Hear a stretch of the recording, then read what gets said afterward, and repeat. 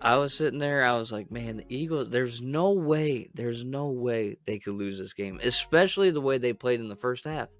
They played probably as good as they could have played in the first half. That was pure dominance. I mean, at one point, Patrick Mahomes, towards the end of the first half, had only been on the field for 8 minutes. Did you see that when they put that up, time of possession? Mm-hmm. Not that I think time of possession matters, because that was fairly clear, right?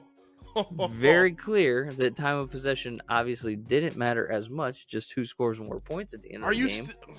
Yeah, I'm still holding. Right. What was the score at halftime? Let me get it. Can we get into that? Can I give you my takeaways from it? Sure, I'm waiting for you to. Because there were 3 things I took away. 2 were obvious, and then there's 1 that we're going to look for. Right. Pat Mahomes is an all-time great. Yeah, he's really He is now. At this point, it's not even a discussion. Okay. Coming in, playing against the circumstances that he had to deal with, he's solidifying himself as an all-time great. Sure. Still ain't going to put him number 2 on the Orlovsky list, but he's getting close. He's tracking very well. 2, Jalen Hurts balled. We're not taking anything away from what he did. No. He outplayed Mahomes to an extent. Yeah. What he was able to play with his feet, and they stopped using his feet in the second half, which went to their advantage. And that was very bizarre on the Eagles' part. But my favorite takeaway was what you just said.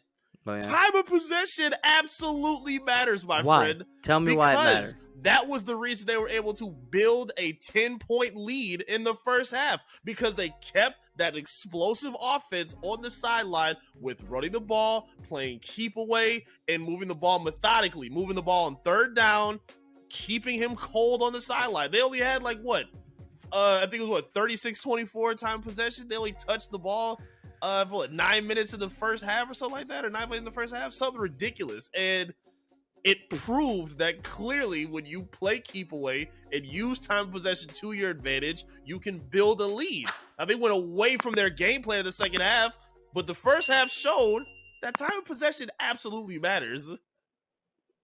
Who won the game? The Chiefs won. And who had more time of possession? The Eagles did. Yeah, because they went away from their game plan. Yeah. So does time... I mean, they had the ball for 35 minutes. The Chiefs had it for 24. Right. And who won the game? The Chiefs won. Because they scored more points. They were more efficient. Yeah, and they were also And I get the game plan aspect of it, and it worked out well. Right. And they were aided by the Jalen Hurts fumble that turned into a scoop and score. But at the end of the day, those 21 minutes that they possessed the ball in the first half, opposed to the 8 minutes at Kansas City, yeah, it helped them build a 10-point lead. Yeah. But they just didn't sustain it. But it mattered in the first half. What did you think in the first half? When they had that 10-point lead, what were you thinking was going to be when they put up that graphic about time of possession? I was like, oh crap, I'm going to hear about this tomorrow. Right, yeah.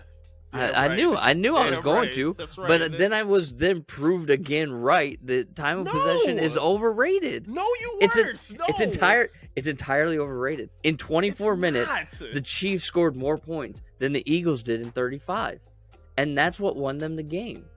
Plain and simple. They won the game because they couldn't score in the second half. And they were messing up in the second half. Their defense was getting picked apart. They couldn't get no rush on Mahomes. Time of possession was absolutely playing a factor. It just didn't matter because Mahomes was capitalizing on drive after drive after getting hurt in the second half. It didn't matter. Time of possession ultimately didn't matter. You couldn't be more wrong about this. They had the ball for 11 more minutes and did nothing with it. And they were kicking their behind in the first half because of it. That offense looked lifeless.